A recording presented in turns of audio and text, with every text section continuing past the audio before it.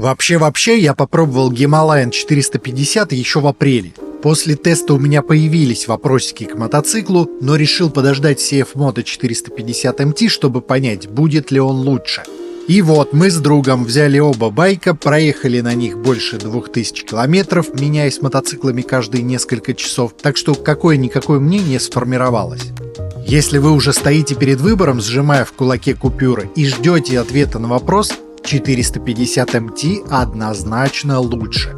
Причем это не как в случае с тем лучше гуси или мультистрада, где могут быть разные аргументы. В случае сравнения гималайца и CF Moto безотносительно цены, я не верю, что кто-то может сказать, что Royal Enfield лучше. Настолько там нечего обсуждать. У 450 MT лучше динамика, меньше вибраций, удобнее седло и эргономика, больше запас хода, лучше подвеска, несопоставимо лучше ветрозащита и так далее. Чем был хорош старый Himalayan? Когда появился, ему особо не с кем было конкурировать. Это сейчас у нас есть миллион китайцев 350-500 кубов, некоторые даже неплохие, раньше было не так. Во-вторых, цена. Сначала стоил совсем копейки, дальше рос в цене, в пике дойдя до 5000 евро. Но даже если взять максимальные 5000, за эти деньги сложно купить турендуро на спицах с длинноходной подвеской и с каким-то объемом. При этом в своей цене Himalayan однозначно был самым комфортным, еще и внешне стильным. По соотношению цены и качества вопросов к старому гималайцу не было. Новый Himalayan ощутимо подрос в цене, залетев в очень конкурентную нишу, где уже есть хорошие модели. Тут, правда, есть принципиальная разница, о каком рынке мы говорим. Вот европейские цены. Himalayan трудно назвать особо дешевым, при этом спойлер, подавляющее большинство мотоциклов в этой цене несопоставимо комфортнее. А это российские цены по состоянию на 9:18 утра. Пока я домонтирую ролик, уже все поменяется, но общая мысль: если в Европе 450 MT стоит дешевле рояля, то в России CF Moto улетает в другой сегмент, и это сравнение довольно абстрактно. Мне кажется, когда для человека плюс-минус 150 тысяч не критичны, тогда можно присматриваться к 800-м мотоциклам, которые уже как Майбах на фоне Жигулей. Кстати, такая разница в ценах не только от аппетита дистрибьюторов. С одной стороны, из России стало сложнее переводить деньги в Китай, появились прослойки и усложненная логистика, что отражается на цене. С другой стороны, в Индии много зависших рупий от продажи нефти, которые можно купить за рубли с дисконтом. Короче, китайцев поставлять в России чуть дороже, чем в Европу, а индийцев, наоборот, чуть дешевле. Тем не менее, даже если CF Moto отодвинуть, совсем неравноправием на российском рынке в бюджете Himalayan практически все мотоциклы комфортнее, просто выбор меньше. И пора поговорить о комфорте. Мне кажется, одно из преимуществ класса Touring относительно Soft Enduro в том, что у тебя есть комфорт на трассах из-за развитой ветрозащиты. А Himalayan, скажем так, в аэротрубе не тестировали. У него ровно та же ветрозащита, как у эндуро мотоциклов, то есть никакой. Не то, что я придираюсь, потому что сам высокий или стекло надо поменять. Понятно, что стоковый ветровик совсем бредовый и лучше купить стекло повыше.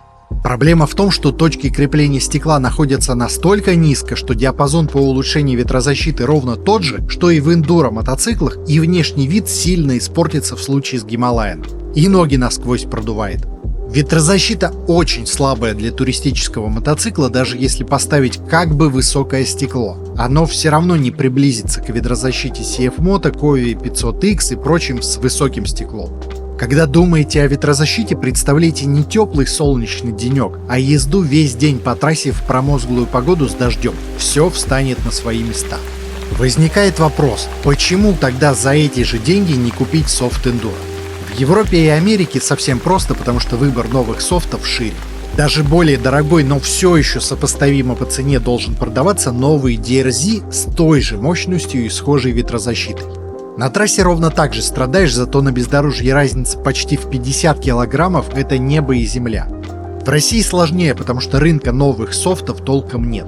DRZ, прямо скажем, за эти деньги живой сложно найти, но точно можно найти свежий VR250R, который послабее, но так как и мотоцикл на 60 килограммов легче, по динамике между ними не пропасть.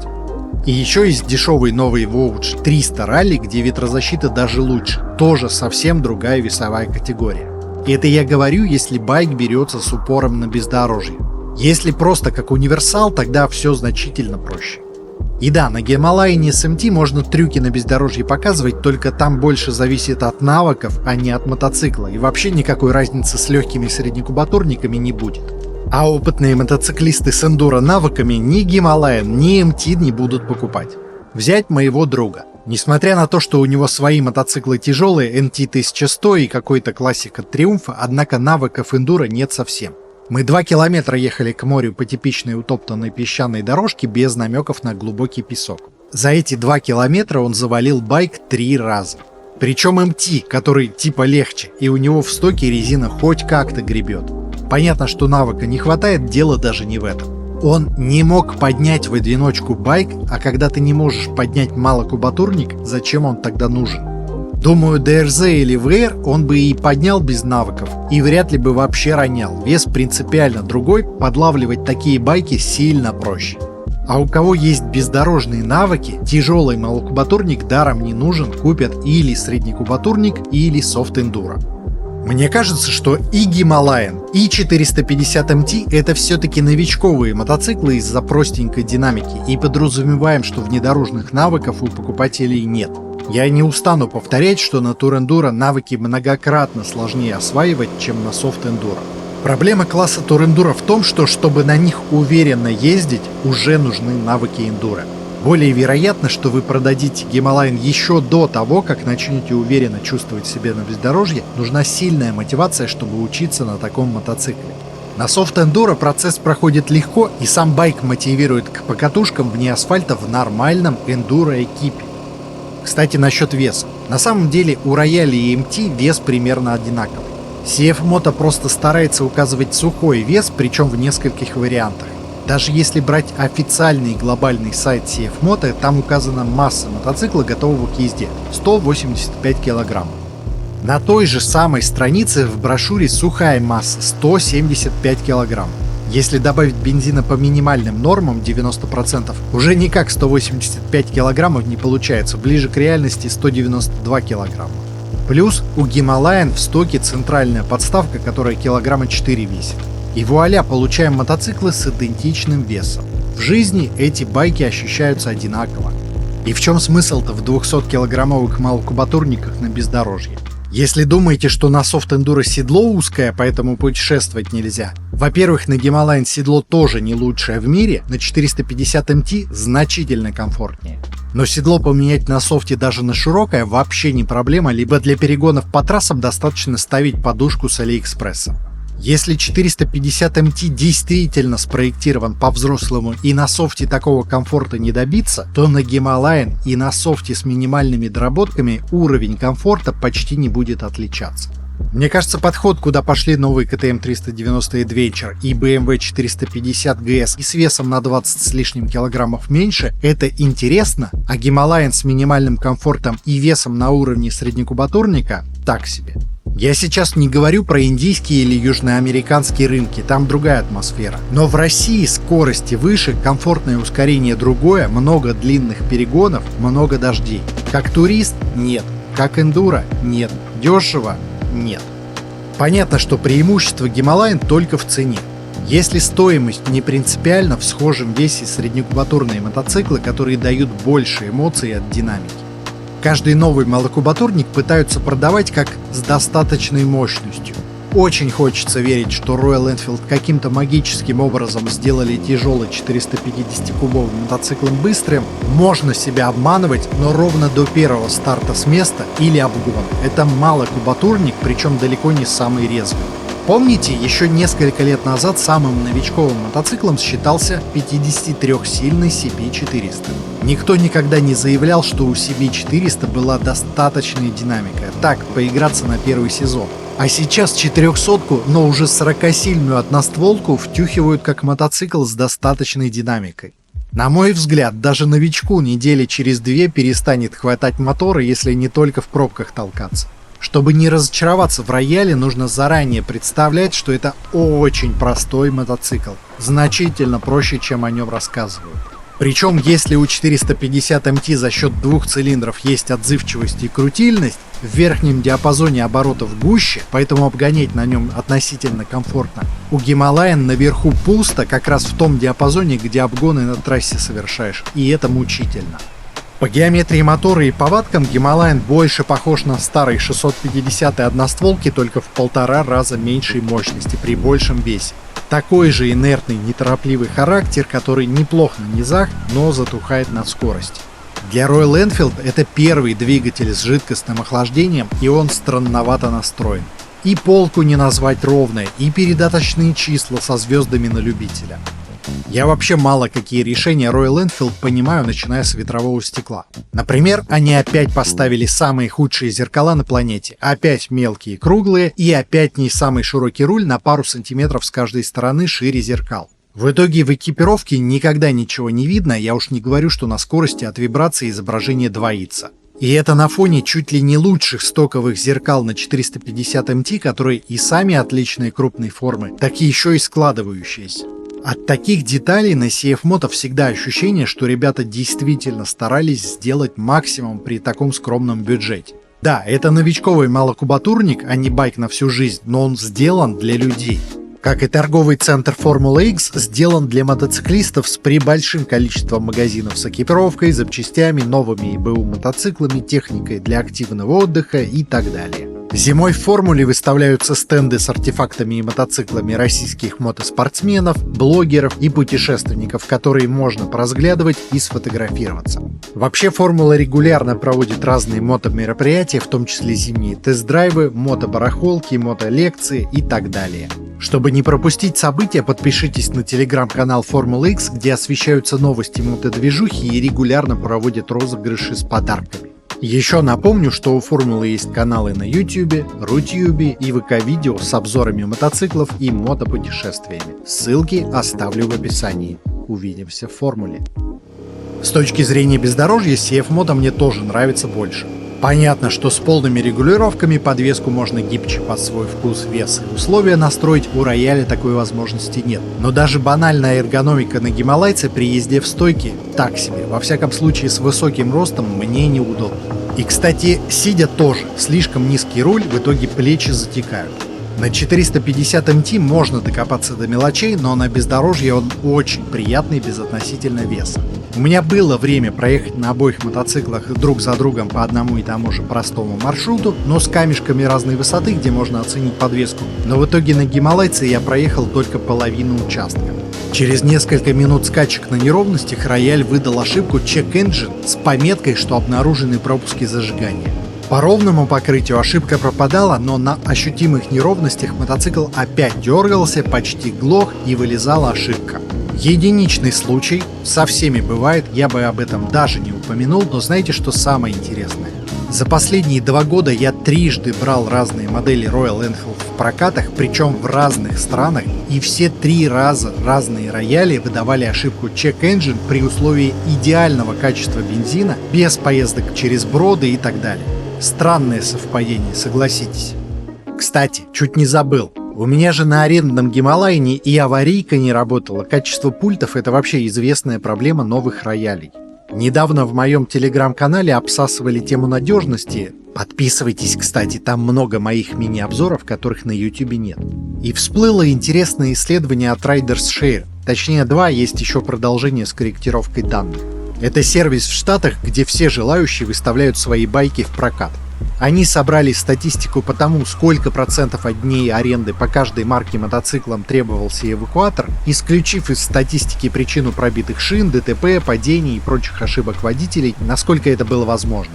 А так как речь идет о выборке в более чем 120 тысяч арендных дней, это кое-что.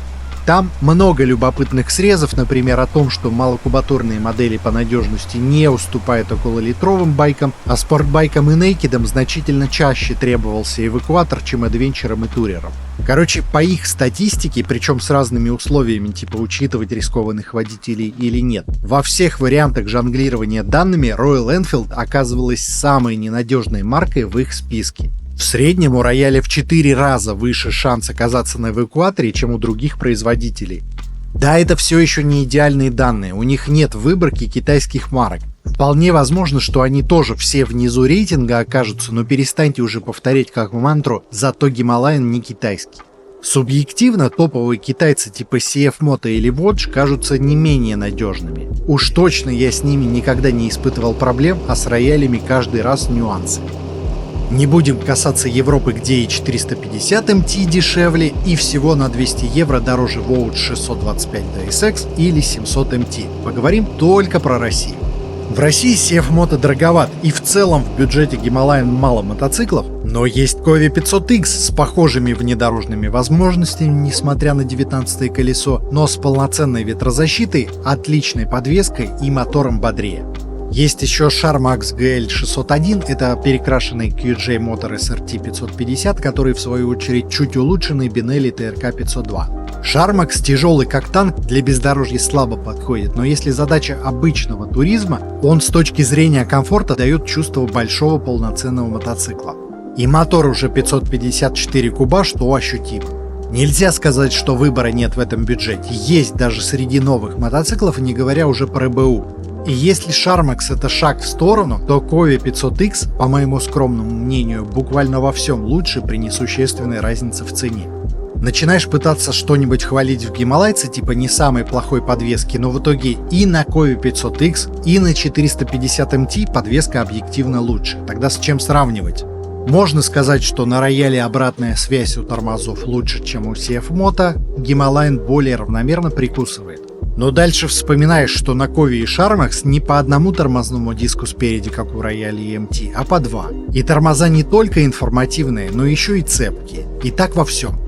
Была бы у рояля репутация надежного мотоцикла, был бы аргумент, но такого нет. Плюс Гималаян 450 это совсем новая платформа с новым типом двигателя и рамой. В первом поколении справедливо ожидать каких-то нюансов. Вот вам пример. Предыдущий Гималаян строился на полудуплексной раме. Новый Гималаян перешел на взрослую схему, где двигатель включен в силовую схему. Грубо говоря, корпус мотора заменяет фрагмент рамы. По-другому распределяется нагрузка, нежели на полудуплексе или дуплексе. Формально такая схема существует и на 350-кубовых Энфилдах, но конкретно конструкция рамы гималайца – это однозначно новый подход для Royal Enfield. Все нагрузки вроде как просчитали, но не сделали защиту от дурака. Если на гималайце перетянуть или не дотянуть болты крепления нижних дуг, которые по совпадению крепят и двигатель к раме, нагрузка переносится на верхнюю раму, из-за чего она может порваться. Можно обвинить пользователя в неоригинальной установке или наличии неоригинальных дуг, а можно было изначально продумать точки крепления дуг. Понятно, что это страшилка и такие случаи крайне редки, но я к тому, что Royal Enfield еще предстоит набивать шишки на новых технологиях. Собственно, предыдущий Гималаян только к третьему рестайлингу победил детские болячки, хотя байк был конструктивно сильно проще. Для CF Moto на 450 MT более понятная конструкция, и рама сильно напоминает байки КТМ, выпускающиеся на том же заводе. А еще есть теория, что CF Moto использует наработки планируемого 500-го мотора КТМ, который в итоге решили не запускать. Короче, хоть мотоцикл и новый, но на отработанном техпроцессе. Я за судьбу MT не так переживаю, как за рояль. Этот мотоцикл можно полюбить, если перестать его рассматривать как туристический. Если начать смотреть на него как на скрэмблер, становится интереснее. Да, он страшненький для скрэмблера, но наверняка кому-то и такая внешность нравится. С точки зрения скрэмблера у нас получаются более правдоподобные ретро-эмоции. Он внешне грубый, мотор грубый, по ощущениям железный. Китайские скрэмблеры в этом бюджете, как правило, двухцилиндровые, какие-то пластиковые. На рояле все же веришь, что этот мотоцикл собрали 30 лет назад. Даже если сравнить с классиком CF Moto 450 CLC, он выглядит как железный круизер, а вот синтетический оборотистый мотор сразу выдает подделку. У Гималаян внешность более гармонична с ощущениями, и на рояле не стыдно приехать к любителям классической техники.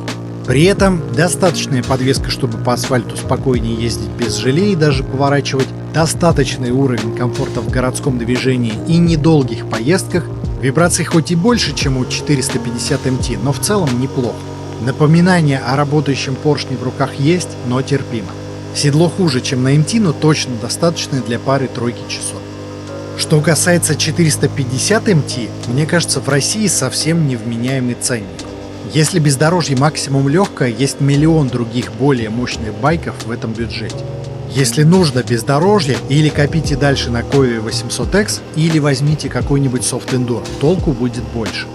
Да, MT настроен уже как полноценный мотоцикл с точки зрения эргономики и подвески, хороший потенциал по улучшению ветрозащиты и так далее.